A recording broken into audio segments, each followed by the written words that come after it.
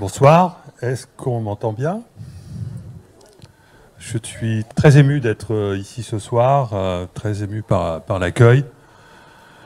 Merci beaucoup à Sylvie et aux organisateurs. J'ai aussi été ému par tout ce que j'ai entendu pendant cette séance de dédicace. Comme d'habitude, je ne sais jamais trop comment démarrer mes conférences et c'est au dernier moment que ça se décide. J'ai fait un plan et je vais quand même vous en parler un petit peu. Mais j'ai envie que ce soir, cette conférence qui porte sur le grand virage de l'humanité, bien sûr, porte sur un aspect qui est plus particulièrement, non pas la spiritualité, mais les raisons tout à fait rationnelles d'aller vers la spiritualité. C'est-à-dire que c'est ce dont je parle dans la deuxième partie du livre, pour ceux qui l'ont lu. Mais pour ceux qui ne l'ont pas lu, je vais quand même rappeler le contexte. Et donc là, je vais me servir de mon plan. Donc le plan de ma conférence va être le suivant. Il va y avoir cinq domaines dont je vais parler, mais de manière inégale, hein. J'ai déjà parlé dans mes précédentes conférences des raisons d'être optimiste. Je vais expliquer un peu d'où vient cet optimisme par rapport à l'évolution et l'instrumentalisation de l'intelligence artificielle. Je pense que ça va être ma première partie. Ensuite, et ça c'est une idée que j'ai eue tout récemment, hein, ce matin, en essayant de préparer ma conférence, j'ai envie de partager avec vous quelque chose qui est vraiment... c'est ce qui m'émerveille le plus, ce qui me rend... Je dirais, ce qui me rend optimiste, il y a des raisons objectives, mais il y a aussi des raisons qui sont le fait que cette crise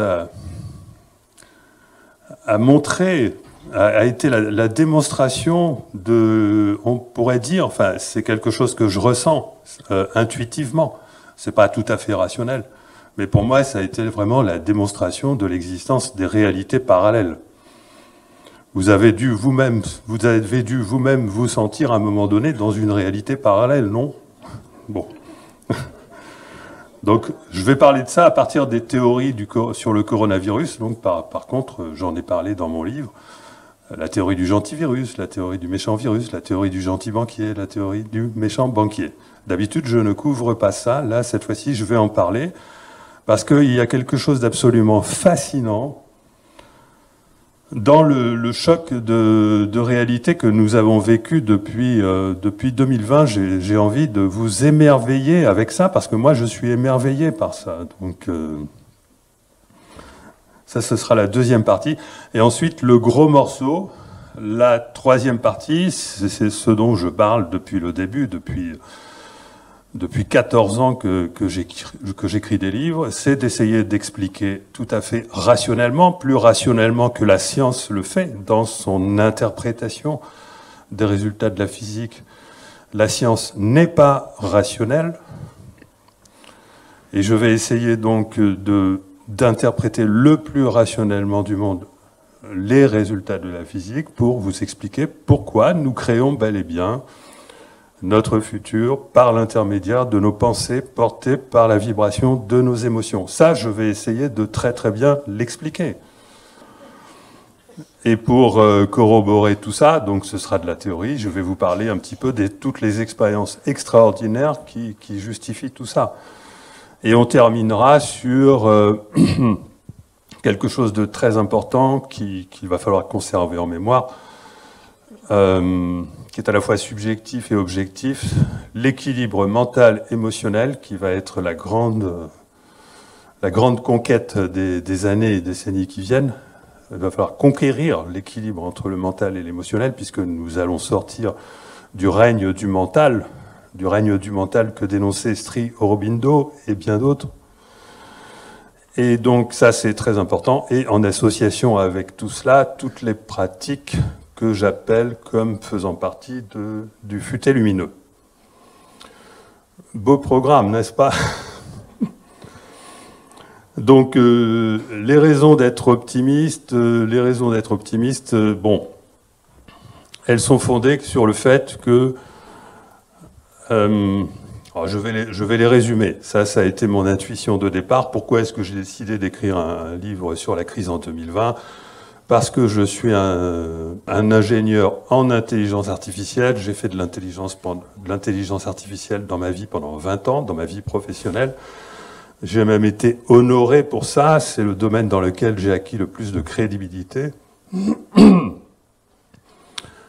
Et au début rapidement, un mois après le confinement, je me suis rendu compte, au moment où ça commençait à dégénérer, où ça commençait on commençait à rentrer dans des mesures liberticides ou des intentions de mesures liberticides, j'ai commencé à comprendre où cette géopolitique du Covid voulait nous emmener, parce que ça faisait des années que en tant qu'ingénieur en intelligence artificielle, j'attendais l'arrivée sur le marché des identifiants numériques mobiles. Qu'est-ce que c'est qu'un identifiant numérique ? Bon, ben, vous l'avez vécu pendant les mesures sur le pass vaccinal, hein, donc c'est ce fameux QR code. Ça, c'est juste ce fameux QR code, c'est quelque chose qui est l'ancêtre, qui était voué à devenir l'ancêtre de l'identifiant numérique, puisqu'on n'allait pas continuer à contrôler des QR codes à l'entrée des restaurants. Hein. Donc ça devait être très rapidement remplacé par des identifiants numériques mobiles que devaient préparer d'ailleurs toutes les sociétés, et notamment Thales. Je vais juste citer. Donc suite à l'intervention de Macron en 2021 quant à l'obligation du port de l'obligation vaccinale, sinon on ne peut pas aller dans un restaurant ni tout ce que vous savez. 15 jours après, on retrouvait sur le site web de Thales les deux affirmations suivantes. Les passeports de vaccination numérique joueront un rôle clé en permettant aux citoyens d'accéder à toutes sortes de services et serviront de précurseurs au déploiement des identifiants numériques mobiles. Et ils fourniront une passerelle vers d'autres services gouvernementaux, notamment répondre aux ambitions du portefeuille numérique de l'Union européenne, qui peut héberger à la fois une identité numérique et des informations de paiement. Alors, moi qui avais déjà développé des marqueurs numériques pour Thales il y a 20 ans, j'ai trouvé ça tout à fait normal, et j'ai même trouvé anormal que ces identifiants numériques mobiles n'aient pas été développés avant. Et puis, j'ai fini par comprendre qu'il y avait quand même une grosse résistance dans les années 2010, des années 2010 à 2020, au déploiement du grand marché des objets connectés.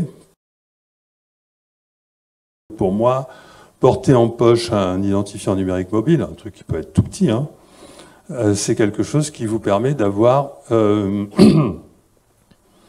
une assistance permanente, une sorte d'intelligence artificielle qui est à votre service en permanence. Vous n'avez même pas besoin d'avoir un portable pour ça, puisque le simple fait que votre identifiant soit repérable par la 5G, la 4G ou le Wi-Fi à plusieurs mètres de distance, et même plus, peut mettre en route un programme sur une borne et qui va vous identifier et savoir tout ce qui peut vous rendre service là où vous vous trouvez. C'est-à-dire vous vous trouvez dans une ville, bien vous n'êtes pas au courant qu'il y a un tas de magasins autour de vous qui peuvent vous rendre service, vous n'êtes pas au courant que vous pouvez éventuellement rencontrer quelqu'un qui se trouve là aussi et que cette rencontre pourrait être extrêmement intéressante.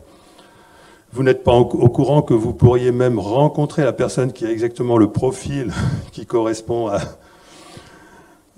la femme idéale, l'employeur idéal, etc.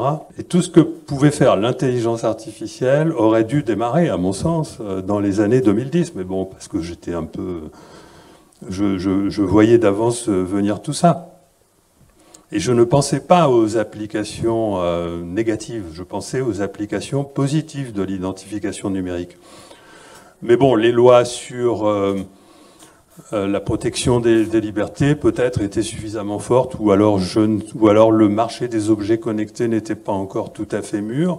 Beaucoup d'ingénieurs pensaient qu'il allait se développer dès 2015, et en fait il s'est développé un petit peu, mais ça a été très timide.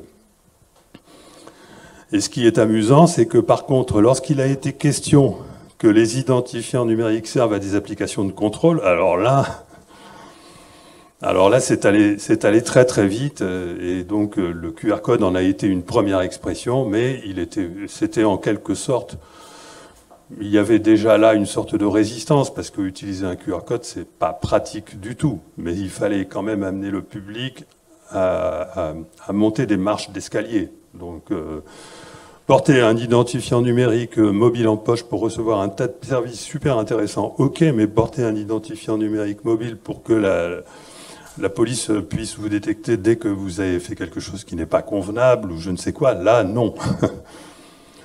Donc en fait, ce qui s'est passé, je voulais juste résumer, donc je résume très rapidement, c'est que normalement, à partir de 2010 selon moi, mais entre 2020 et 2030, on aurait dû voir apparaître les applications hyper intéressantes de l'intelligence artificielle via les identifiants numériques mobiles, et que, au lieu de voir apparaître ça, on a vu apparaître les applications qui font peur. On a vu apparaître les applications qui font peur, et du coup, cette situation a permis de générer un avertissement dont même moi je n'avais pas conscience à l'époque, a permis de générer un avertissement par rapport au risque d'entrer dans une monnaie numérique contrôlante, puisque de toute façon, il est un fait que nous allons devoir changer de système monétaire.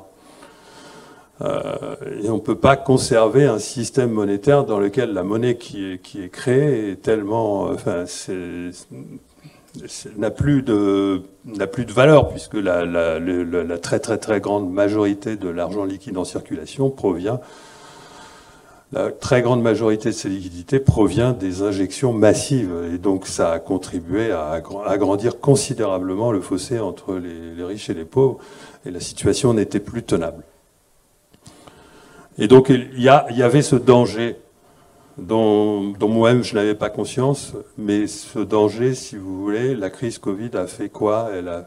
Elle a essentiellement permis de tirer la sonnette d'alarme sur le danger que constituait l'usage de l'identification numérique mobile pour réinitialiser le système monétaire. Donc ça, pas tout le monde, mais je pense que de plus en plus de gens ont commencé à comprendre que c'était le principal danger. Ce danger était même décrit dans, je ne sais pas si c'est la Bible, enfin dans le fameux 666, dans l'Apocalypse de Saint Jean, sous la forme de la marque de la bête. Nul ne pourra acheter ou vendre sans avoir reçu la marque de la bête, etc., etc. Effectivement, cette marque de la bête, ça n'est rien d'autre que le fait de porter sur soi une marque, alors qu'il peut être soit un identifiant numérique mobile, mais bon, ça, on va pas le garder en poche parce qu'on risque de se le faire voler. Donc, soit après, on se le met sous la peau, soit on se le met sous forme de marque à point quantique sur la paume de la main.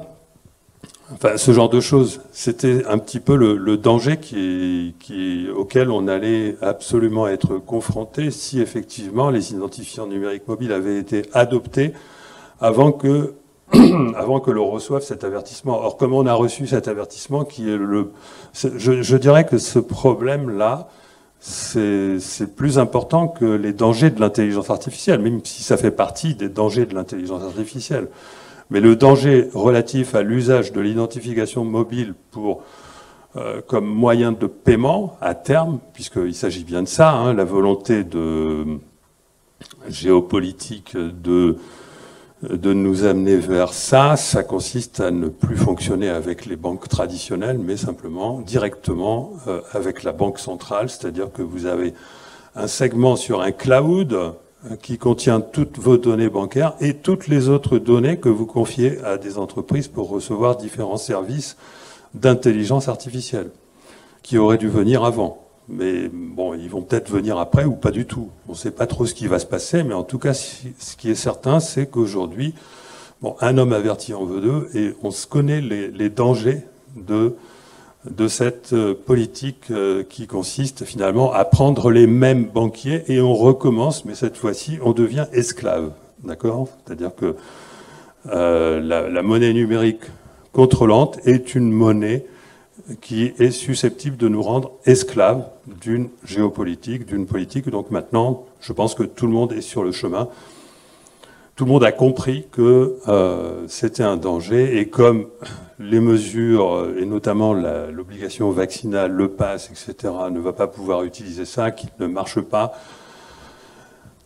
eh bien, on va dire que tout ça est tombé par terre et c'est ça la bonne nouvelle. C'est la meilleure nouvelle, mais je vais vous parler d'une bien meilleure nouvelle que ça. Mais en tout cas, d'un point de vue objectif, c'est la meilleure chose qui puisse nous arriver, c'est l'échec de la volonté de Davos, notamment, de nous conduire vers cette grande réinitialisation. Échec qui est aujourd'hui confirmé par le fait qu'il y a eu une scission entre les grands blocs, alors qu'ils étaient au départ tous d'accord, hein, la Chine, la Russie, l'Occident étaient tous d'accord auparavant pour nous conduire vers cette monnaie numérique mondiale. Il y aurait eu un panier de monnaies, mais tout le monde aurait eu cette monnaie numérique. Donc maintenant, on est averti et donc on connaît le danger. Et donc ça, c'est la principale raison d'être optimiste. Alors il y en a qui vont dire « Ah oui, mais ça va se reproduire ».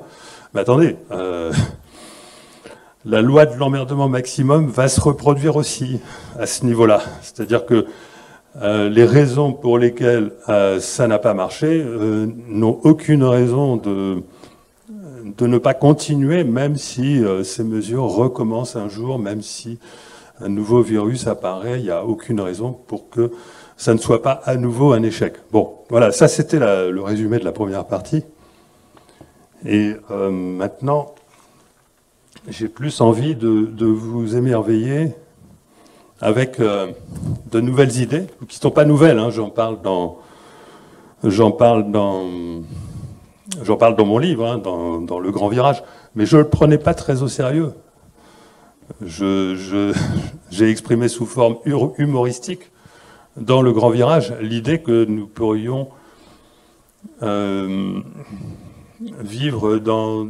Je ne prenais pas au sérieux, je le prenais avec humour à l'époque. Hein, donc quand je l'ai décrit, j'ai essayé de faire un peu d'humour à ce sujet-là, mais aujourd'hui, je pense sincèrement... alors, c'est pas rationnel, c'est intuitif, mais chez moi, l'intuitif est supérieur au rationnel.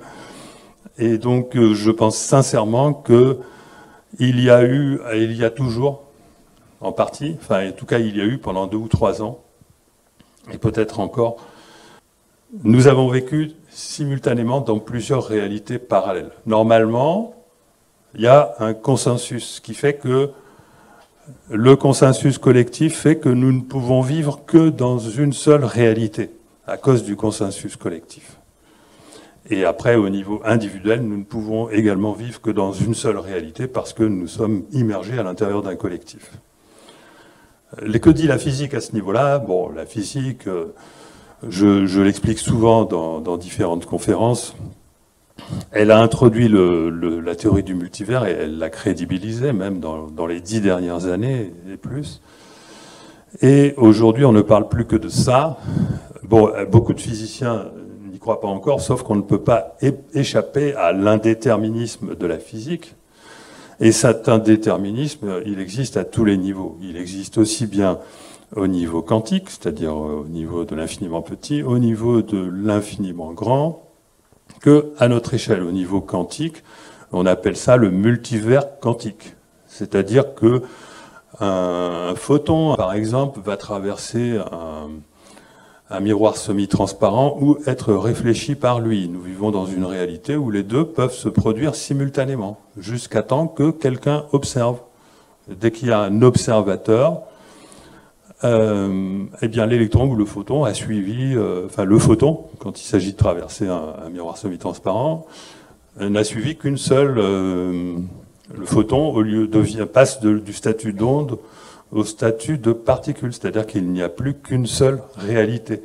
Et aujourd'hui, les physiciens acceptent de plus en plus l'idée que c'est la conscience, et même au-delà du cerveau, c'est la conscience qui non pas choisi, mais détermine le fait que nous vivons dans une réalité unique. C'est le fait d'observer, de vivre, qui fait que nous vivons dans une réalité unique, alors que notre monde est fondamentalement quantique, c'est-à-dire que nous vivons dans une superposition de réalités multiples. Ça, c'est la véritable ontologie de l'univers dans lequel on vit. Nous ne vivons pas dans une réalité unique, telle que nous le décrivait par exemple Laplace, avec le fameux démon de Laplace, avec ce fameux déterminisme qui fait que, soi-disant, les lois physiques pourraient déterminer tout d'avance. C'est-à-dire que, soi-disant, les lois physiques pourraient déterminer le futur et que ce n'est que parce qu'on n'a pas la capacité de voir tous les détails qu'on pense que c'est multiple, alors que non, la physique nous apprend qu'il y a véritablement une réalité dans cette multiplicité des possibles. Elle nous l'apprend au niveau de l'infiniment petit, mais elle nous l'apprend au niveau de la cosmologie, à travers la théorie des univers bulles, le fait qu'il n'y a probablement pas eu qu'un seul Big Bang, s'il y a eu un Big Bang d'ailleurs, enfin, mais une myriade de Big Bang. Elle nous l'apprend au niveau de la théorie des cordes, qui a un peu repris du poil de la bête récemment grâce au modèle holographique de l'univers. Et elle nous l'apprend, et moi, je l'ai appris grâce à mes travaux sur le billard, qui sont des travaux que j'ai publiés dans les plus grandes revues, et qui montrent qu'il existe aussi un multivers au niveau du billard. C'est-à-dire que la physique, et ça c'est très important dans la suite, donc je commence à vous en parler un peu, ne décrit pas notre réalité comme étant une réalité. D'abord, elle décrit notre réalité avec un passé qui existe encore et un futur qui est déjà réalisé. Hein. Mais elle ne le décrit pas de façon unique, elle le décrit de façon multiple. Hein. On verra, elle le décrit de façon multiple et en gros, pour le comprendre, il faut considérer qu'il existe devant nous un arbre de futurs possibles et non pas une myriade de réalités possibles pour chacun d'entre nous, que nous devrions vivre dans des univers séparés, ce qui fait dire à beaucoup de scientifiques que nous pourrions avoir des myriades de doubles de nous-mêmes. Bon, ça c'est quand même un peu délirant, même s'il est possible qu'il y ait des doubles de moi-même dans d'autres réalités. Je ne veux pas qu'il y en ait des myriades jusqu'au moindre détail, hein, mais bon... donc ma particularité en tant que physicien, ma particularité à moi, c'est de dire non, je n'interprète pas, ce n'est pas la bonne interprétation d'interpréter ce multivers qui apparaît à toutes les échelles. La bonne interprétation, c'est de dire que nous vivons dans une réalité d'essence essentiellement, fondamentalement multiple. Tout ce qui est possible existe simultanément. Ce n'est pas que ça n'existe pas. C'est que tout existe, c'est-à-dire que toutes les possibilités que nous aurions de vivre notre vie existent simultanément dans des univers, dans des réalités parallèles. J'aime pas trop parler d'univers. Dès qu'on parle d'univers, on pense qu'il faut aller au-delà de l'horizon cosmologique. Non, non, non, tous ces univers peuvent être superposés. Ça, c'est la nouveauté. Je crois d'ailleurs que je suis pas... Enfin, en France, je suis peut-être le seul physicien à le dire publiquement, mais je pense qu'il y a d'autres physiciens qui le disent par ailleurs sur la planète. Et alors, j'en reviens donc au virus. Et donc, je pense sincèrement que il s'est passé quelque chose de particulier pendant la crise du virus, c'est que l'univers, enfin le multivers, a eu du mal à spécifier pour ce qui nous concerne, pour ce qui concerne l'humanité, dans quelle réalité nous vivions. Et il y a eu en quelque sorte un entrechoc de réalités possibles. Et tout cela n'est pas complètement défini. Il faudra peut-être attendre de voir ce qui se passe dans le futur pour que ça soit bien défini. Alors je vais vous donner, dans le détail, je vais vous expliciter dans le détail chacune de ces réalités que j'ai appelées des théories. Donc voilà, la théorie du méchant virus. Alors première réalité. Bon, j'en décris 4, il pourrait y en avoir bien d'autres, hein. Mais c'est pour simplifier, j'en décris 4. Théorie du méchant virus, c'est la théorie officielle de la guerre contre un virus. L'homme est obligé de se défendre. La chauve-souris, le pangolin, le marché du Wuhan, etc. C'est le hasard. Hein. Donc, à cause de cela, L'homme prend conscience du fait que, attention, nous vivons dans une société où nous allons de plus en plus être confrontés, peut-être à cause du réchauffement climatique, à cette guerre que la nature nous fait par l'intermédiaire des virus. Donc il faut absolument se protéger contre ça à l'avenir. Il n'y a que la vaccination comme remède. Et ça va être un cercle vicieux parce que plus on vaccine et moins le système immunitaire fonctionne, et moins le système immunitaire fonctionne, plus il va falloir fabriquer des vaccins pas possibles pour... Enfin bon, vous voyez ce que je veux dire. Ça nous conduit inexorablement vers une société transhumaniste, puisqu'on devient appareillé. Hein, c'est-à-dire que la nature de notre système biologique, immunitaire, n'est plus suffisante pour contrer ces virus qui nous font la guerre. Donc première théorie, qui est quand même la théorie officielle. C'est marrant, parce que d'habitude, les officiels n'avaient pas l'habitude de nous faire peur à ce point-là. Bon, enfin bon.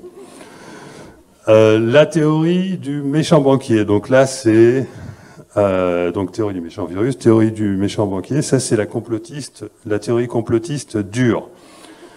Le virus a été sciemment répandu pour réduire la population, pour réaliser la stratégie du choc, afin de faire passer des mesures liberticides. On n'a pas à lutter contre un virus, mais contre une clique mondialiste qui veut tout contrôler. Bon, etc., etc.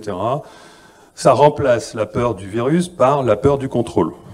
Est-ce que vous pensez que ça va avoir une action différente de celle de la théorie du méchant virus? Non, parce que à vouloir lutter contre quelque chose de méchant, enfin, à vouloir lutter contre quelque chose, on ne fait qu'appeler de nos voeux cette chose-là. On ne fait, et je vous expliquerai pourquoi, on ne fait que demander à l'univers, en quelque sorte, on ne fait que demander à l'univers de nous aider à vivre des situations où on va devoir faire cette guerre. Un peu comme si on était passionné par cette guerre. Donc, ces fameux complotistes durs, je dis durs, hein, parce que c'est une minorité, en fait, ne se rendent pas compte qu'ils sont en train de créer la situation qu'ils dénoncent. Bon. Passons à et ça existe. Ça existe. Passons à la troisième théorie, la théorie du gentil banquier. Donc ça, c'est encore une thèse complotiste, mais douce, à la limite intelligente, quoique même la dure, elle est intelligente aussi. Hein, mais bon.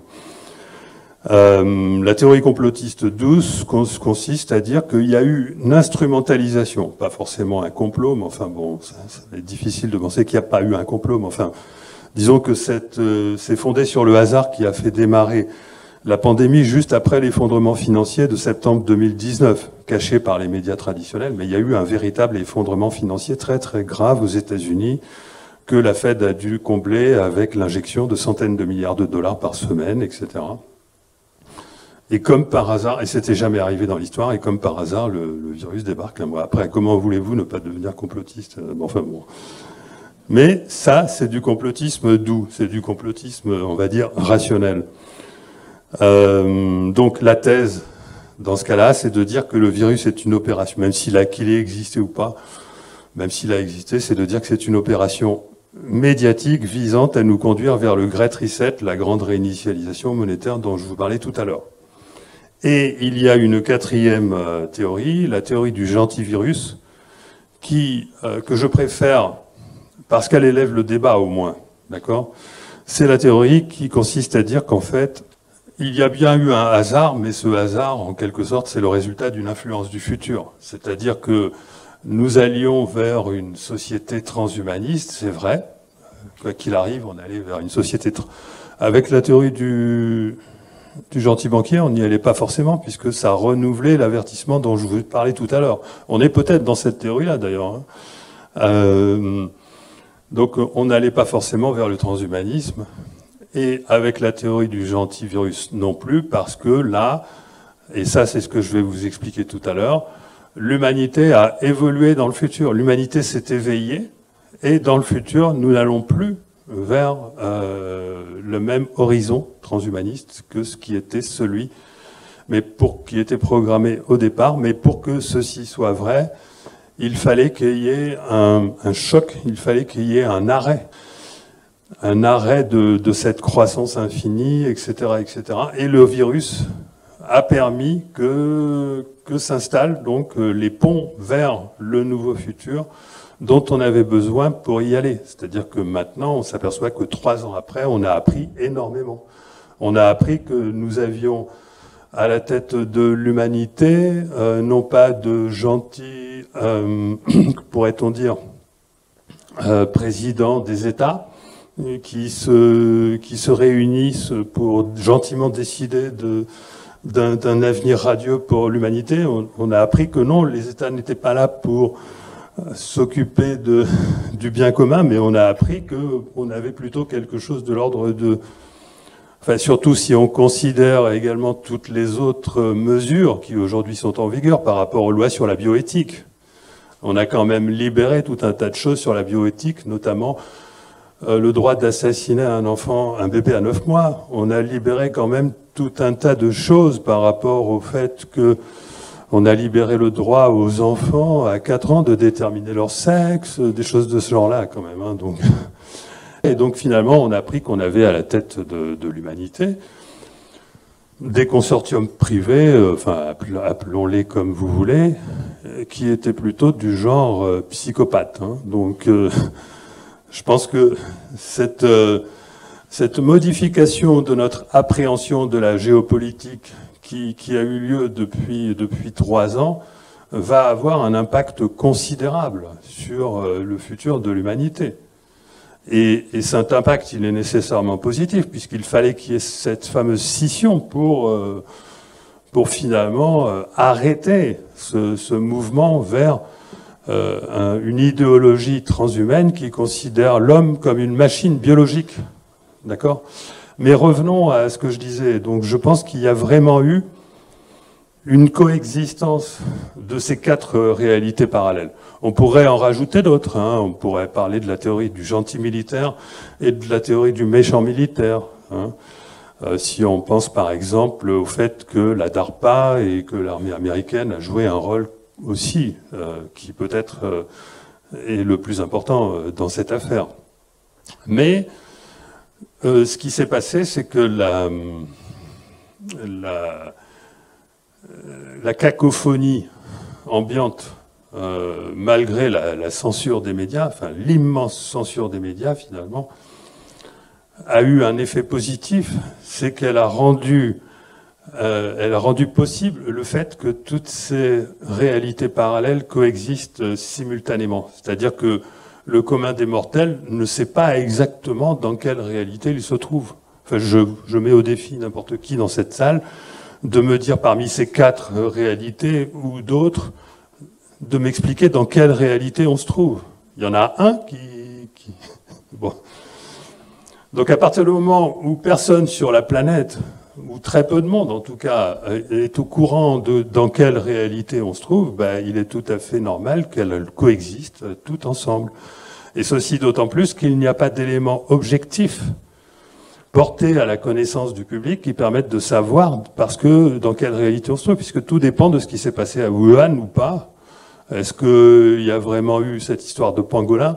Est-ce qu'il y a eu un accident, quelque chose qui s'est échappé d'un laboratoire? Est-ce que si ça s'est échappé d'un laboratoire, c'est un accident ou c'est volontaire?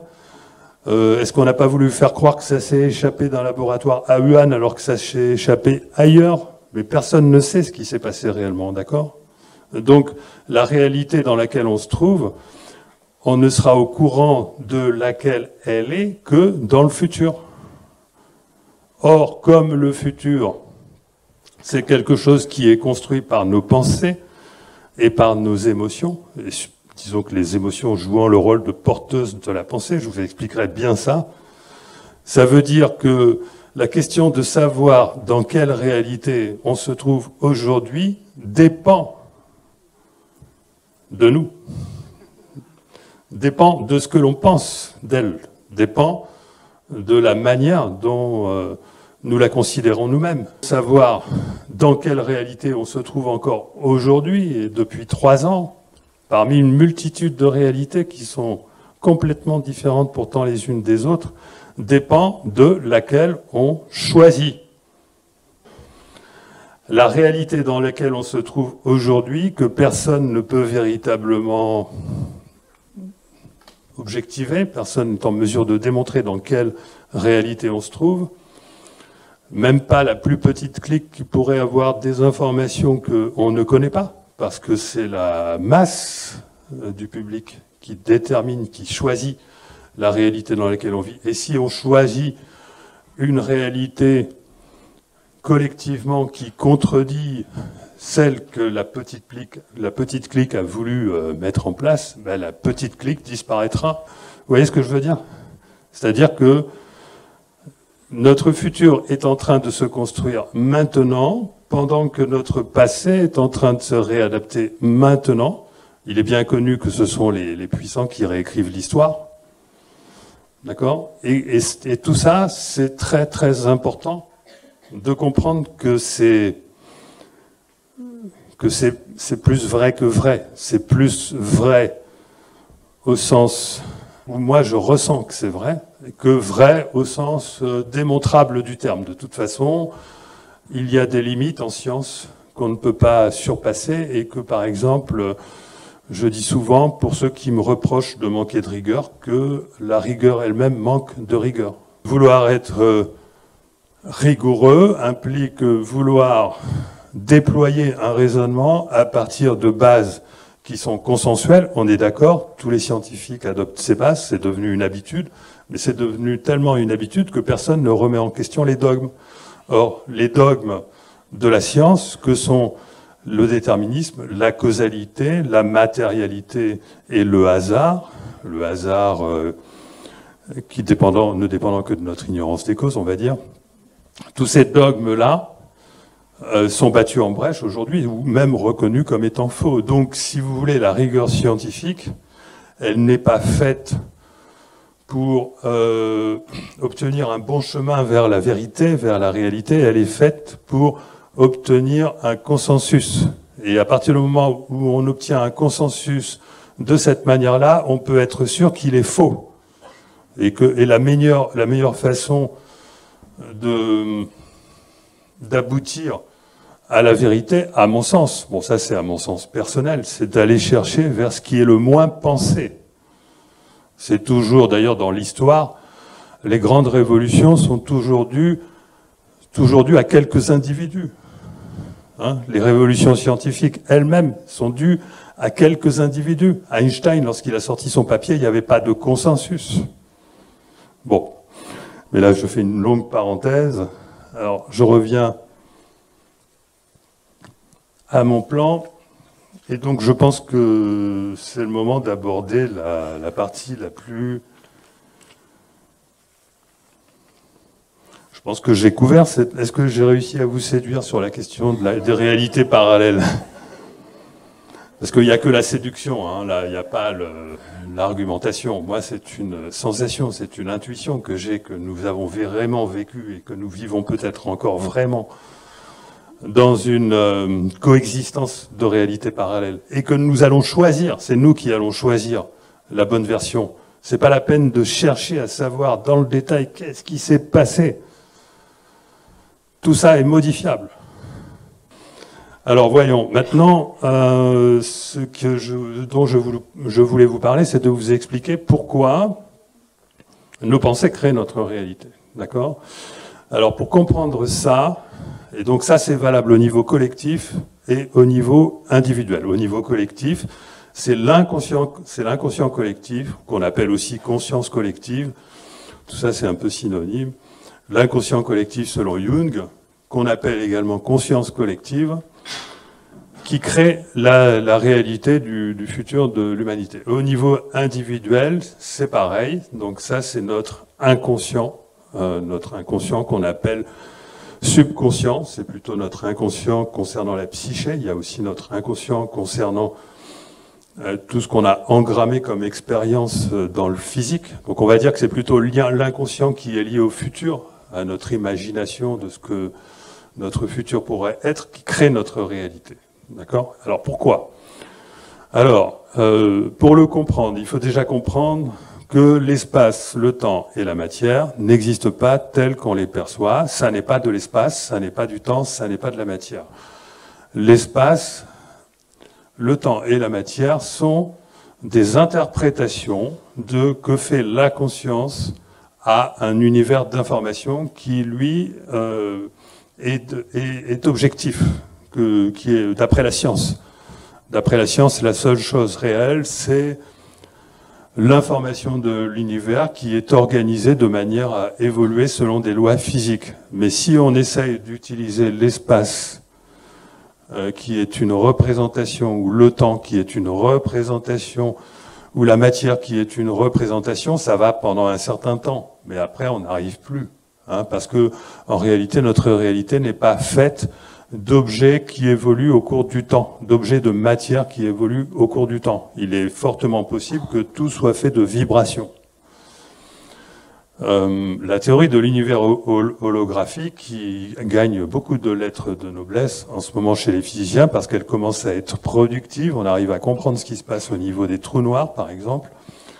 Elle nous dit que notre réalité pourrait très bien, elle nous dit que un modèle qui, par exemple, décrit une réalité qui est une réalité sur une surface horizon de notre univers, une surface à 4 dimensions, parce que c'est une réalité quantique, donc un trou noir, le Big Bang, etc., peut être équivalente à un modèle qui décrit notre réalité dans un volume, et en plus, on gagne la gravité en prime, c'est-à-dire qu'on s'aperçoit en prime que la gravité est une illusion, ce qu'on commençait à... une illusion. Pas, je veux dire, pas une force. Ce qu'on commençait déjà à comprendre en physique, parce qu'on se rendait compte que la gravité avait plutôt une origine thermodynamique, c'est-à-dire c'est quelque chose qui relève, on va dire, d'un traitement de l'information.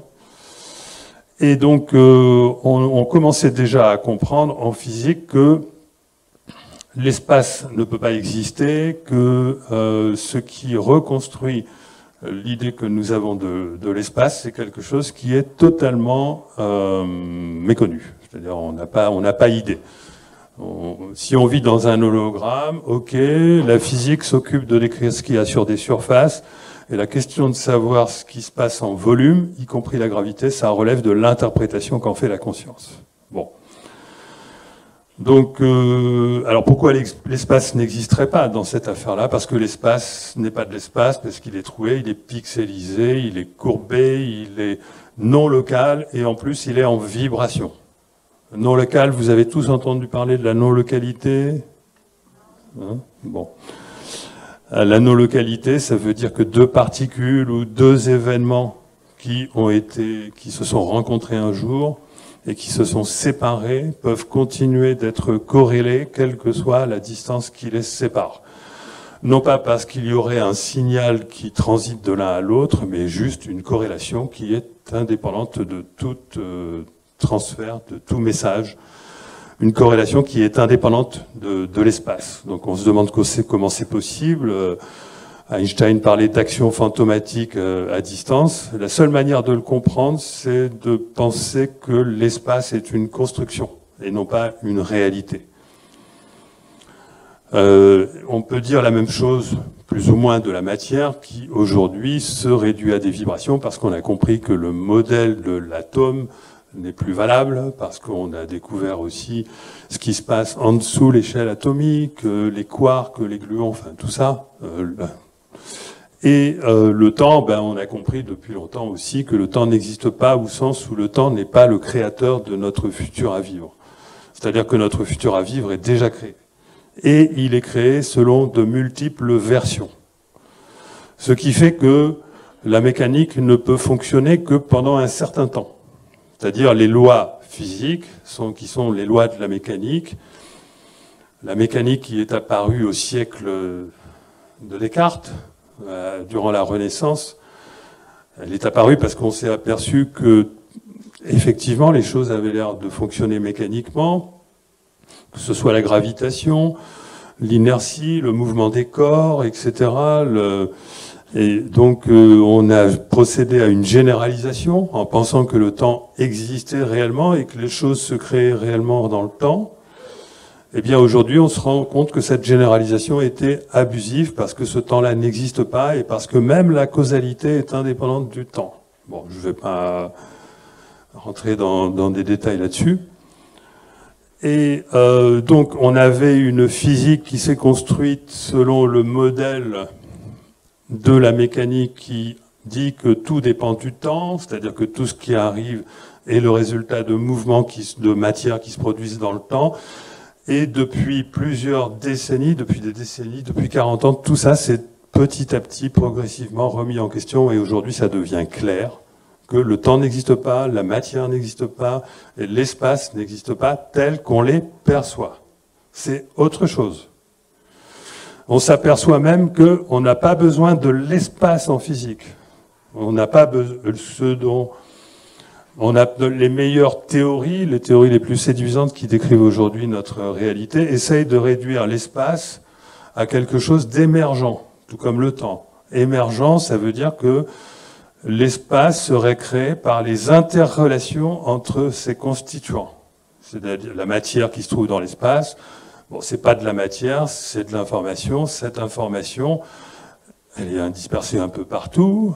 C'est vous et moi, c'est des particules, tout ce que vous voulez. Et ce sont les interrelations entre les constituants qui créent l'espace. Après tout, c'est logique. Il me suffit de savoir quelle est ma distance, quelles sont mes interrelations avec mon environnement, et je reconstruis l'espace. C'est pas la peine de surajouter un espace dans lequel je procéderai à cette reconstruction. Non, l'espace, il émerge naturellement de la reconstruction qui est faite à partir des rapports entre les objets de l'espace. Et ce n'est pas la peine de rajouter un autre espace. Donc ça veut dire quoi, ça, là où je vous emmène, ça veut dire quoi? Ça veut dire qu'il n'y a pas de différence ontologique entre le rêve et la réalité. Il n'y a pas de différence ontologique entre le rêve et la réalité, il y a juste une différence qui est presque un point de détail, qui est que dans la réalité, nous sommes multiples, il y a un consensus, nous sommes tous en train de vivre la même réalité, alors que dans le rêve, nous sommes une seule personne en train de vivre notre réalité. Pensez plus particulièrement au rêve réaliste. Au rêve, vous vous réveillez, vous vous demandez vraiment dans laquelle réalité est la bonne. Eh bien, il n'y a pas de différence ontologique. Et ça a eu une incidence immédiate. Hein.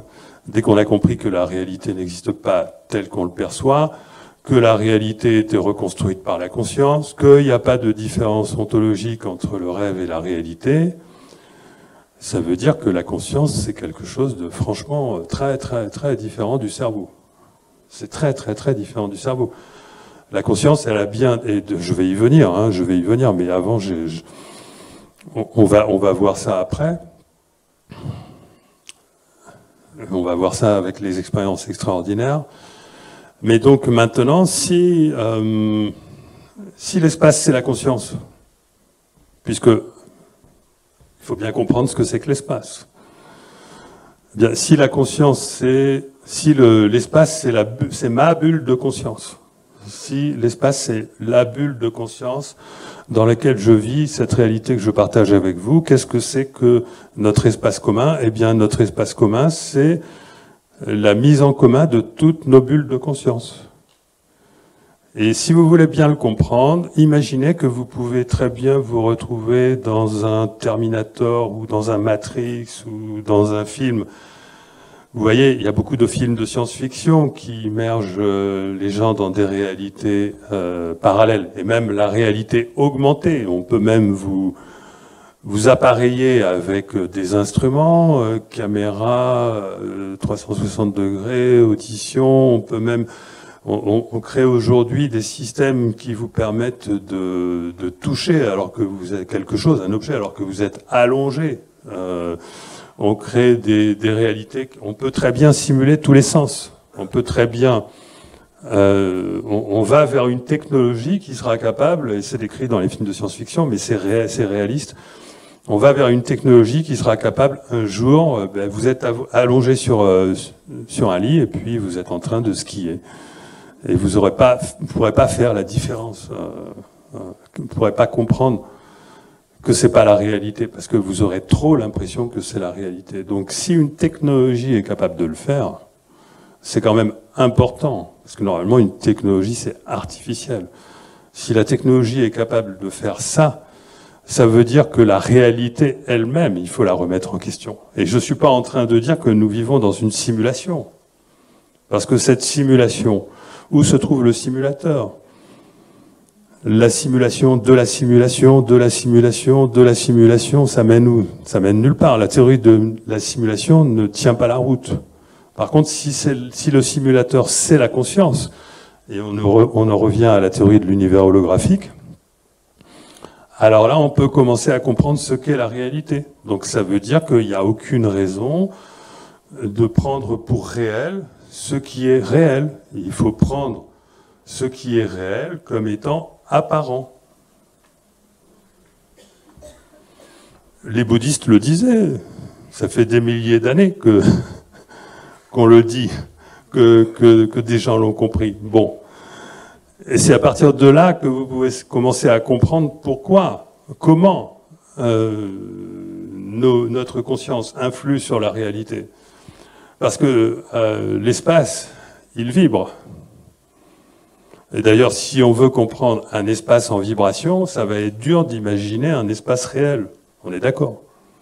Or, il a été démontré, il y a une dizaine d'années, les ondes gravitationnelles ont été observées que l'espace vibre. Bon, il s'agit de vibrations qu'on pourrait dire classées comme étant matérielles. Maintenant, moi, je vais vous parler d'un autre type de vibration, mais de vibration de l'espace. De vibration de l'espace hors du temps, c'est-à-dire dans un véritable temps qui n'est pas notre temps illusoire. Bon. Si l'espace vibre, ça veut dire que notre conscience vibre. Ça veut dire que l'instrument qui reconstruit notre perception de la réalité, et la physique se base dessus, est en vibration.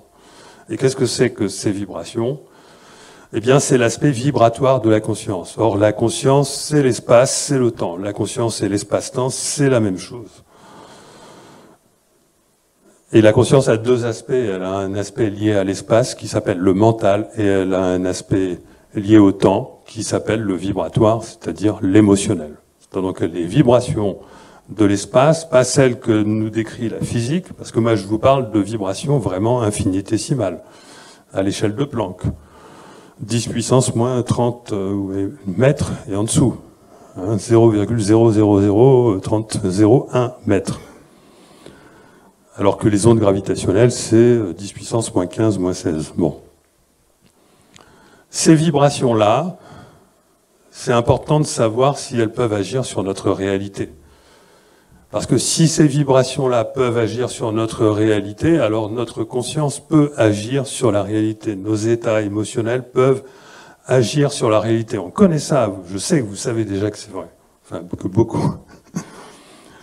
Comment est-ce qu'on peut démontrer en physique que des vibrations infinitésimales, qui sont vraiment rien, agissent sur la réalité?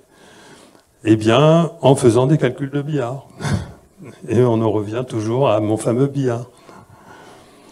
Donc, j'ai fait des calculs de billard, ça a été ma fin de carrière. J'ai fait pendant des années, j'ai fait que des calculs de billard. J'ai poussé au maximum les calculs de billard, au maximum vraiment, j'ai utilisé toutes mes armes, si on peut dire, mes armes numériques que j'avais développées pendant que j'étais ingénieur en intelligence artificielle pour faire ces calculs.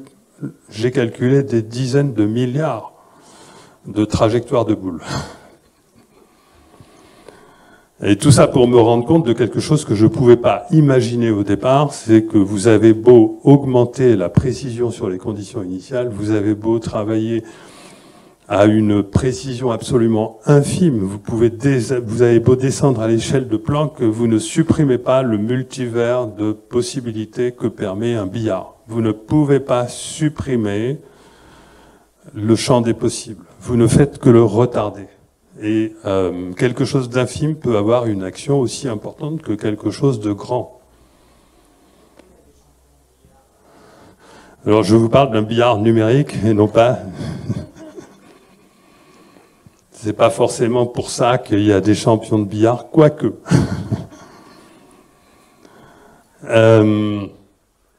Et donc, ce que j'ai découvert en faisant ces calculs, donc, c'est ce fameux multivers, c'est les dimensions supplémentaires de l'espace-temps qui permettent de décrire cet aspect vibratoire. Et ce que j'ai découvert cette fois-ci, non plus en faisant des calculs réels, mais des calculs en pensée, c'est que si vous remplacez donc l'information que vous n'avez pas sur la précision de la localisation des boules, par exemple, si vous remplacez à toute petite échelle, hein, donc à cette fameuse échelle de Planck, cette information par des vibrations, donc là, vous n'avez plus de problème pour descendre jusque vers l'infiniment petit, parce qu'une vibration, il suffit de connaître la période et l'amplitude terminée. Vous pouvez descendre dans l'infiniment petit, ça pose aucun problème. Et si tout est vibration, d'ailleurs, en plus, c'est logique. Donc il faudrait remplacer les nombres réels par des nombres qui vibrent dans leur échelle infinitésimale. Et à ce moment-là, on peut refaire tous les calculs. On garde toutes les équations de la physique, on garde la physique telle quelle, on change rien. Mais simplement, on a remplacé les nombres réels qui n'existent pas en dessous d'une certaine échelle par des nombres réels qui vibrent en dessous d'une certaine échelle. Et si vous faites ça, eh bien, vous vous rendez compte que cette fois-ci, vous pouvez calculer le futur. Ce que la mécanique ne pouvait pas faire au-delà d'un certain temps. Et si, par-dessus le marché, vous changez la vibration, eh bien, vous vous apercevez que vous pouvez balayer tout le champ des possibles. C'est-à-dire que pour balayer tous les champs des possibles, il suffit d'introduire des vibrations à l'échelle infinitésimale. Et c'est la vibration qui va déterminer ce que vous allez vivre. C'est-à-dire, c'est la manière dont, à l'échelle infinitésimale, les vibrations de l'espace sont réglées qui va déterminer le futur. Ça veut dire quoi? Ça veut dire que, ok, la mécanique crée notre réalité pendant un certain temps, ok, nous fonctionnons pendant un certain temps comme des robots, enfin si on peut dire, nous sommes des machines biologiques pendant un certain temps, qui peut être très court, hein, quelques secondes, un temps qui dépend de la quantité d'interactions qui composent le système. Donc une machine biologique, c'est quelque chose qui contient une quantité impressionnante d'interactions et qui donc n'est plus une machine au bout de quelques secondes. Un corps vivant qui n'est plus doué, qui n'est plus doté d'une conscience qui permet de le faire vibrer, meurt en quelques secondes. Parce que la mécanique est incapable de diriger son évolution. Alors qu'une planète qui n'interagit avec rien, qui se retrouve dans l'espace vide, il faut attendre des millions d'années avant que la vibration de l'espace détermine vers où elle va réellement. Donc cette histoire de temps, de durée qu'il faut attendre avant que ce soit la vibration qui détermine ce qui arrive, c'est quelque chose d'immensément variable. Pour les objets inertes, ça peut être très long, mais pour les systèmes vivants, c'est certainement très court. Et donc ça veut dire quoi, ça? Ça veut dire que c'est la conscience qui détermine notre futur à long terme. Et ça, on ne le savait pas. On ne nous a pas appris ça à l'école. Il n'y a que les personnes très intuitives qui fonctionnent avec leur cœur qui sentent que c'est vrai. Mais on n'avait jamais expliqué ça rationnellement. Donc si vous voulez, je suis en train de vous donner une explication rationnelle, dont je prétends qu'elle est plus rationnelle que toutes les interprétations que peuvent faire la physique et même les neurosciences sur le comportement humain. Donc je vous explique d'une manière rationnelle que c'est votre conscience qui détermine votre futur. La mécanique, on va dire, si nous avons un cerveau droit et un cerveau gauche, c'est parce qu'il y a ces deux aspects dans la création de notre réalité. Le cerveau gauche, il est analytique, il fonctionne dans le temps, c'est probablement même le cerveau gauche qui crée le temps lui-même, l'illusion du temps, alors que notre futur est déjà là. Le cerveau gauche nous permet, grâce à l'intelligence du mental, de bien fonctionner, de manière experte, de nous adapter parfaitement dans une réalité qui est parfaitement déterminée. D'accord? Dans une réalité qui est soumise aux lois physiques. Le cerveau gauche nous permet ça. Le cerveau droit nous permet, au contraire, de nous adapter à notre futur. C'est pas une adaptation. Il nous permet réellement de créer notre futur.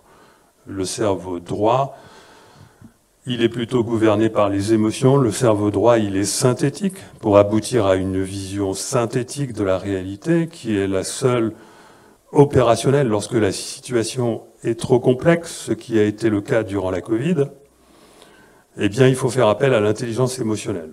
Ce sont nos émotions qui nous permettent d'avoir une vision synthétique, la meilleure qui soit, de la réalité. C'est l'équilibre entre l'émotionnel et le mental qui engendre le discernement. Le mental, c'est une machine, on va dire, c'est une machine à nous adapter. Plus on est intelligent, évidemment, quelqu'un de plus intelligent, au sens mental du terme, va pas avoir le même futur que quelqu'un qui ne l'est pas, parce que celui qui est intelligent va s'adapter au déterminisme. Quelqu'un qui est intelligent va pouvoir s'adapter au déterminisme parce que son cerveau va fonctionner comme une machine qui va optimiser son comportement. Mais là, on est dans le futur immédiat, dans le contrôle. Dans le savoir se contrôler, c'est le mental. Le contrôle, c'est le mental. Le contrôle, c'est le fait d'être capable de fonctionner le mieux possible dans le présent, dans ce qui est en train d'arriver, dans un futur et même dans le futur, mais à court terme. Et au-delà d'une certaine durée, tout devient chaotique, on va dire. Et là, notre réalité devient multiple. Et ce qui détermine ce que nous allons vivre, ce sont nos émotions. Nos pensées portées par la vibration de nos émotions. Considérer ces émotions et ces pensées comme un orchestre musical. Puisque là, on est sur des vibrations dont on accepte tous de considérer qu'elles sont liées aux émotions. D'ailleurs, on n'est pas en train de faire un raisonnement lorsqu'on ressent qu'une musique est belle ou qu'un orchestre est fabuleux, etc. C'est quelque chose qu'on ressent. On est dans le ressenti. On a oublié que nous, humains, nous étions humains parce que nous avions des ressentis. Ce sont les ressentis qui déterminent notre futur à long terme. C'est la manière dont nous allons plutôt maîtriser, non pas contrôler, maîtriser ces ressentis, parce que effectivement, les émotions, elles ont quand même un inconvénient. Les émotions, c'est qu'elles peuvent être esclaves du mental. Donc en fait, les émotions dont je vous parle, celles qui sont créatives, c'est pas seulement une question de fréquence, ce sont les émotions, et ça c'est tout l'enjeu de l'évolution de l'âme, qui sont capables de maîtriser le mental. Le mental est fait pour être un esclave, il n'est pas fait pour être un contrôleur. Une personne qui a un mental trop développé, une personne qui a un mental et qui ne veut pas faire appel à ses émotions, finit par être en perte d'information. Le mental, c'est un peu comme un système logique qui a besoin d'informations, mais à un moment donné, il n'a plus d'informations. Hein. C'est un théorème de Gödel, mais aussi mes travaux et bien d'autres. Le mental, un système logique, au bout d'un certain temps, manque d'informations, mais s'il veut continuer à fonctionner mentalement, il va dériver. Les personnes qui sont excessivement intelligentes au sens où elles n'utilisent que leur mental pour agir dans la réalité finissent par devenir des psychopathes. La raison pour laquelle il existe bel et bien des psychopathes à haut niveau dans notre société, c'est ça. C'est parce que nous vivons dans le règne du mental. C'est parce que on a appris à ces gens-là, ou ces gens-là, on croit pertinemment que les émotions doivent être maîtrisées, ne doivent pas en tenir compte, on doit tout calculer, y compris simuler. C'est-à-dire que ces personnes très intelligentes comprennent l'importance de l'émotionnel, sont obligées de s'adapter avec l'émotionnel des autres. Eh bien, cet émotionnel des autres, elles essayent de tenir compte en calculant. Donc elles vont être obligées elles-mêmes de simuler leurs émotions. Le problème avec les matérialistes, si les matérialistes deviennent très intelligents, ils sont obligés d'en venir là, et c'est ça qui conduit à la psychopathie. D'accord ? Voilà. C'est quelque chose qui est en rapport aussi avec le complotisme, d'ailleurs. Qu'est-ce que c'est qu'un complotiste? Si ce n'est quelqu'un d'intelligent, mais qui finit lui aussi, je parle d'un complotiste sévère, hein. Quelqu'un qui est très intelligent et qui finit par devenir parano. Donc on a le même problème. C'est-à-dire que le complotiste, il va essayer le complotiste sévère va essayer de tout analyser mentalement. Il va fouiller toutes les sources. Il va se rendre compte que là, il y a un truc suspect, etc. Il va tout imaginer. Il va fonctionner exactement. Il va fonctionner complètement dans le mental. Mais à un moment donné, il va dériver. Mais au lieu d'aller vers la psychopathie, il va aller vers la parano. Et c'est quoi la différence entre le premier et le second? Ben, c'est juste une différence de pouvoir. C'est-à-dire que quand on a du pouvoir et qu'on est extrêmement intelligent et qu'on vire les émotions, c'est là qu'on devient psychopathe. Alors que lorsqu'on est très intelligent mais qu'on n'a pas de pouvoir, on devient complotiste sévère. Mais c'est le même mécanisme. Vous voyez ce que je veux dire? C'est le même mécanisme. Bon. Est-ce que j'ai un peu dérivé là? Évidemment, tout ça, c'est pour vous amener à l'idée qu'il est très important d'avoir un équilibre mental-émotionnel, parce que l'émotionnel est autant un chemin vers la vérité que le mental. L'émotionnel, c'est quelque chose qui va créer notre avenir à long terme. Donc évidemment, il ne peut pas trouver les arguments. En plus, l'émotionnel, c'est quelque chose qui est du domaine du ressenti, donc aller partager un ressenti. Donc la science a été obligée de virer l'émotionnel pour aboutir à une conception objective de la réalité. Mais aujourd'hui, on s'aperçoit même en science que l'objectivité n'existe pas. Tout simplement parce que la réalité objective n'existe pas.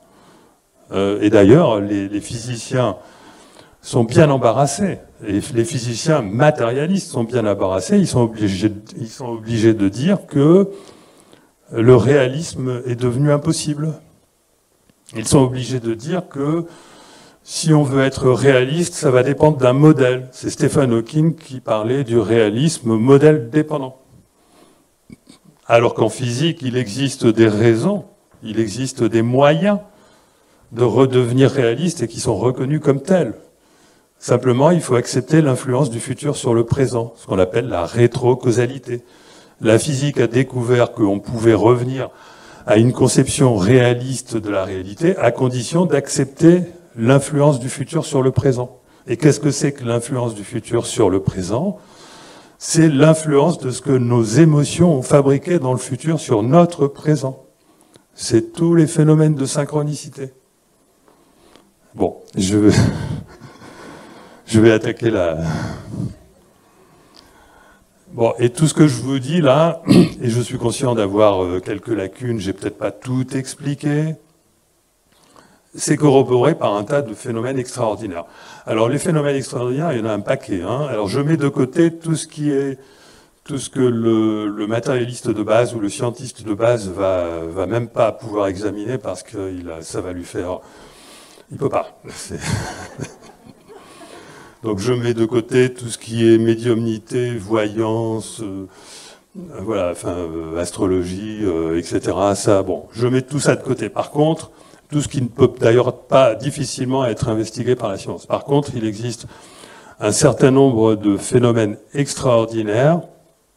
Alors je dis pas qu'ils n'existent pas, hein, les phénomènes que je mets de côté, hein.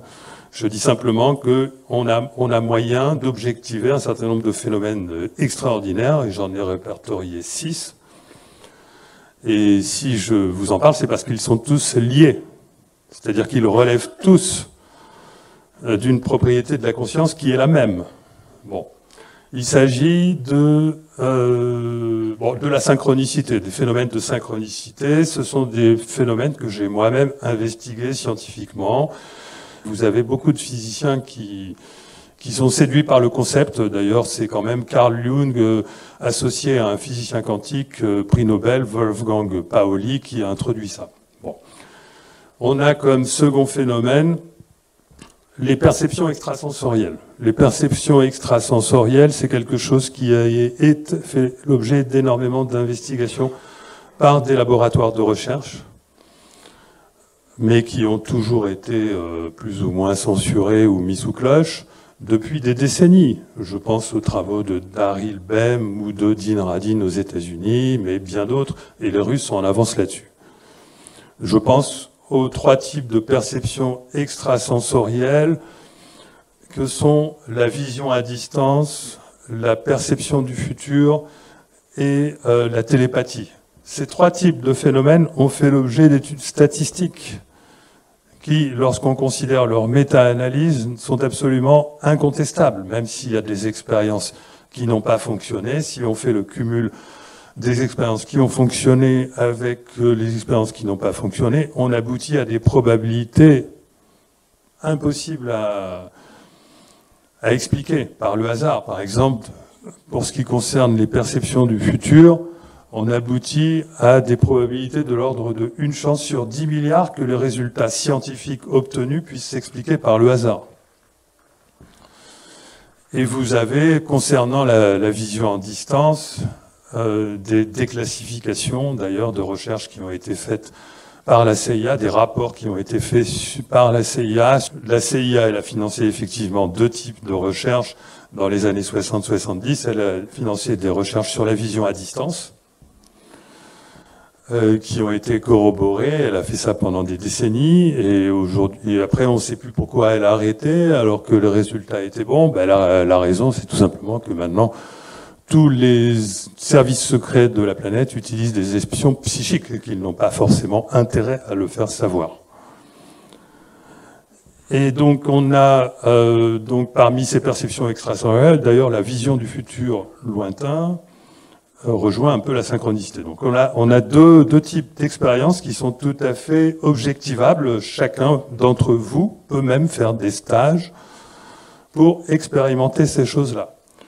On a ensuite toutes les décorporations qui font que votre conscience sort du corps ou a l'impression de sortir du corps, ce qui revient au même, puisque de toute façon l'espace n'existe pas réellement. Donc on a toutes les décorporations, toutes les sorties de corps qui vous maintiennent dans la réalité que l'on connaît, qui vous maintiennent dans l'espace-temps. Donc ce sont les expériences de mort imminente, par exemple, où la personne se retrouve au-dessus de son lit, elle observe son opération, elle observe les chirurgiens en train d'opérer sur son corps, etc. Elle peut aller visiter les salles voisines, etc. C'est aussi les expériences hors du corps qui peuvent être déclenchées par des psychédéliques, et c'est aussi les expériences hors du corps qui peuvent être déclenchées par des technologies. Et c'est aussi d'autres types d'expériences hors du corps dont j'ose pas vous parler parce que c'est pas très bien reconnu.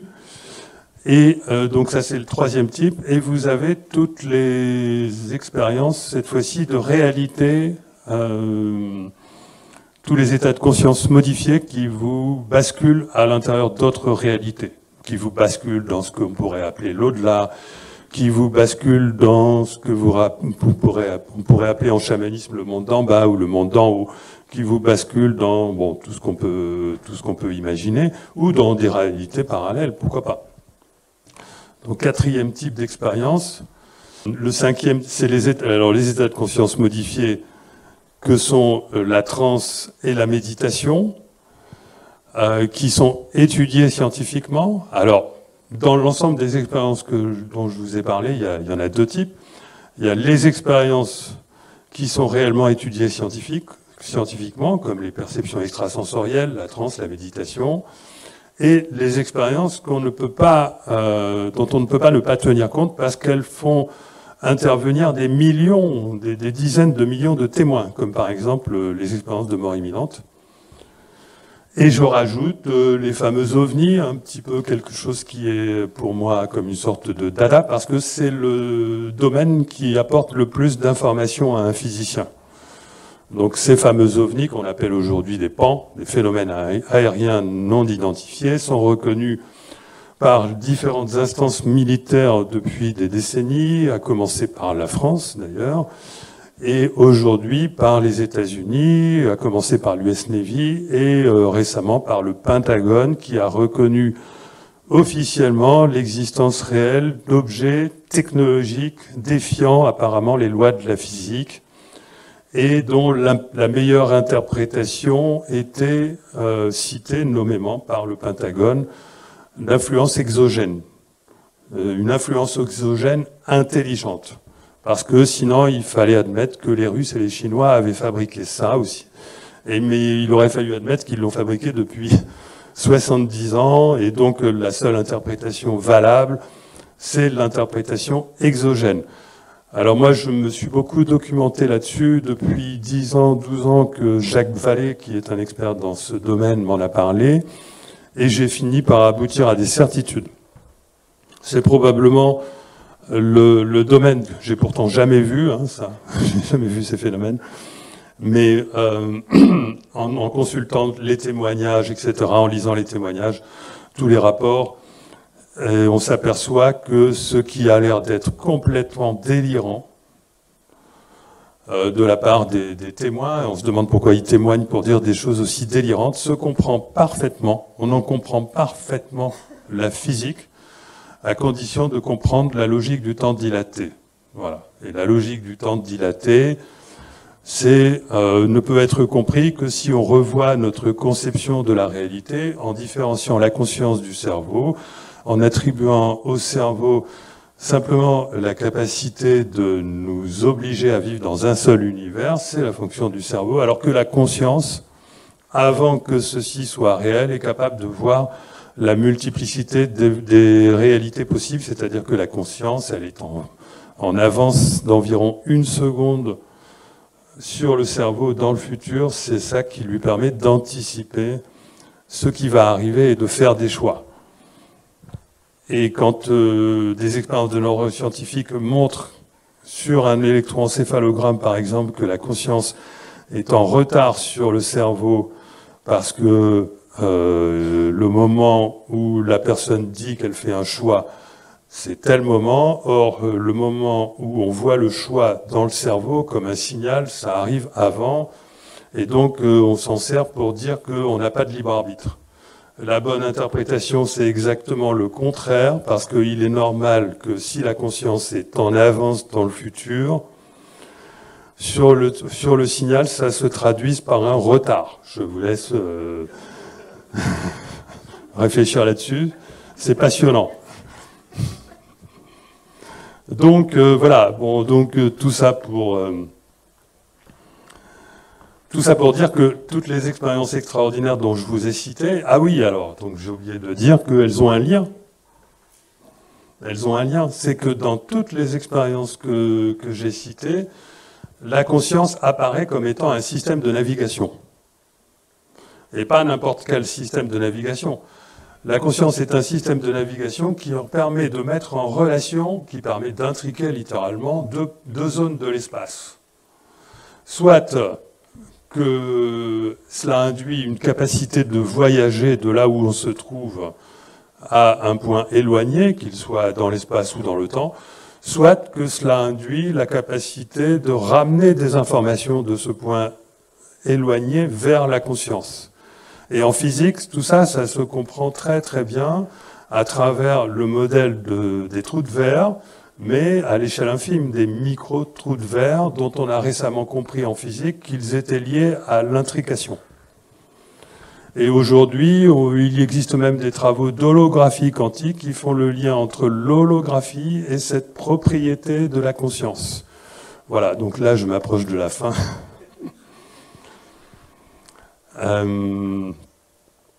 Et donc, je ne sais plus par quoi je voulais terminer. Si, il me semble que j'ai encore un autre chapitre. Oui, donc l'équilibre mental-émotionnel dont je vous ai déjà parlé, c'est pour ça que... Et le futé lumineux. Donc maintenant, je vais vous donner ma vision de l'avenir. Et donc, ma vision de l'avenir, c'est que il y a un éveil depuis des décennies, et plus particulièrement puissant dans cette dernière décennie, qui a fait que dans le futur, l'humanité s'est construit un futur alternatif au transhumanisme. Cet éveil, on ne peut pas revenir en arrière. Une personne éveillée ne se met pas à se réendormir. Et une personne qui dort peut se réveiller. Donc aujourd'hui, il y a une proportion, je ne sais pas quelle est la proportion, il y a peut-être 10 ou 15% qui sont éveillés à la véritable nature de la réalité, à la véritable nature de l'humain, à cette idée que nous avons, que la conscience, c'est ce qui nous différencie des machines et que nous avons un potentiel extraordinaire. Je pense qu'il y a bien 10 à 15% de l'humanité. Et ça ne peut que croître. D'accord ? Donc les mesures qui viseraient à nous renvoyer vers le transhumanisme, c'est terminé. D'accord ? C'est-à-dire que déjà l'échec de ces mesures, l'échec du transhumanisme est dû au fait que nous avons commencé à nous éveiller. Nous les avons mis en panique. Les acteurs du transhumanisme, je ne sais pas lesquels, hein, je ne sais pas qui manipule, s'il y a des manipulateurs, je m'en fiche. Mais les acteurs, qu'ils soient humains ou pas d'ailleurs, qu'ils soient réels ou pas, on s'en fiche. Les sources de ce transhumanisme sont en panique. Si vous avez parié sur le transhumanisme, vous êtes en panique. Parce que vous ne savez plus comment faire pour ramener à votre soi-disant raison la population. Donc, et de toute façon, chacun y va à son rythme. Il n'y a aucun doute pour moi qu'il y aura des villes transhumaines. Il n'y a aucun doute pour moi qu'il y aura peut-être des États entiers qui seront transhumains. D'accord ? Mais l'important est justement que ça existe pour qu'on puisse voir la différence. L'important est qu'il existe des gens en masse qui ont décidé de construire un nouveau futur. La question étant de savoir, bon, si on ne construit pas le futur transhumanisme avec ces villes où l'intelligence artificielle domine partout, parce que maintenant vous avez compris que l'intelligence artificielle est une menace. Ça, j'ai oublié de vous parler du fait que l'intelligence artificielle aujourd'hui était une fausse intelligence artificielle. Bon, enfin, j'ai fait une conférence récemment là-dessus, reportez-y-vous. Et donc, l'intelligence artificielle, pour moi, au départ, c'est quelque chose de fantastique. J'étais trop naïf, je n'avais pas cette compréhension des choses au moment où j'en ai fait. Je ne savais même pas qu'on pouvait pas reconstruire la conscience à partir d'un cerveau. Je m'en doutais un peu, hein. J'ai compris, même grâce à mes travaux, pourquoi le cerveau ne pouvait pas faire émerger la conscience. C'est une impossibilité technique. Bon, mais je ne veux pas rentrer dans le détail. J'ai dit, donc, l'intelligence artificielle, c'est quelque chose qui n'est ni négatif, ni positif, c'est neutre. C'est une technologie, la technique, ce qui compte, c'est ce qu'on en fait. Donc, ce qui compte, c'est les acteurs qui ont le pouvoir de nous imposer l'intelligence artificielle. Aujourd'hui, ces acteurs, on sait ce qu'ils ont fait. Aujourd'hui, les acteurs qui ont le pouvoir de nous imposer l'intelligence artificielle, ce sont les mêmes que ceux qui ont voulu nous imposer le pass sanitaire et tout ce que vous savez. Donc, il ne faut pas faire confiance aux applications d'intelligence artificielle qui sont de toute façon de la fausse intelligence. Donc, nous ne devons pas nous préparer à vivre dans un monde comme ça, parce que ce monde va s'effondrer, il est déjà en train de s'effondrer. Nous devons nous préparer à vivre dans un monde où on va retrouver l'humain, où on va retrouver la capacité de communiquer avec son cœur, c'est-à-dire avec son ressenti. Et pour moi, ça, c'est devenu complètement rationnel. Ça m'apparaissait un peu fou, il y a encore quelques années, d'imaginer que je pourrais tenir un tel discours en public.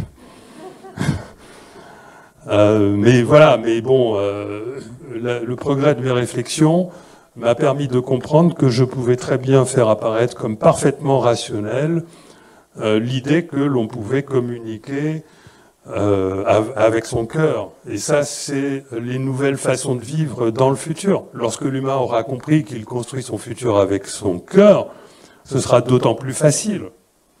Et donc ça veut dire quoi? Ça veut dire qu'il y a tout à revoir dans notre société. On a déjà vu que, bon, il se passe de belles choses dans les entreprises, parce qu'il y a beaucoup d'entreprises qui utilisent un mode de fonctionnement où l'on retrouve cette humanité. Il se passe de moins bonnes choses dans les institutions, et notamment dans les institutions éducatives, parce que d'ailleurs elles se sont pliées et qu'on voit bien qu'il y a une baisse considérable de niveau dans les universités, et que tout ça, ça ne va pas s'arranger à partir du moment où, de toute façon, on n'apprend plus que n'importe quoi à l'école. Enfin, j'ai l'habitude de parler de ce qu'on appelle les 10 commandements du matérialisme, mais donc, je veux dire, tant qu'on n'est pas sorti de l'idée que la conscience est le produit du cerveau, etc., on ne peut pas continuer à mener les mêmes études. On ne peut pas continuer à former des étudiants qui croient dans la théorie de Darwin. La théorie de Darwin, elle est complètement fausse. Je ne peux pas expliquer ça à un anglo-saxon parce que lui, il est tellement... Un anglo-saxon est tellement certain que le darwinisme est réel, parce que c'est un peu comme une programmation mentale. Les Américains, en général, enfin, n'auraient pas adopté cet ultralibéralisme qui est basé sur la compétition s'il n'y avait pas ce darwinisme sous-jacent. Bon. Donc il faut nous débarrasser de ça, il faut nous débarrasser de l'idée que la conscience est le produit du cerveau, et nous avons à apprendre à communiquer avec tout ce qui est conscience dans l'univers et qui ne se limite pas aux êtres humains, bien sûr. La science du futur, c'est la science qui va nous apprendre à communiquer avec la nature, qui va nous apprendre à communiquer avec les animaux, qui va nous apprendre à communiquer avec les autres êtres humains à distance, qui va nous apprendre à communiquer et à apprivoiser notre futur, qui va nous apprendre à développer notre intuition.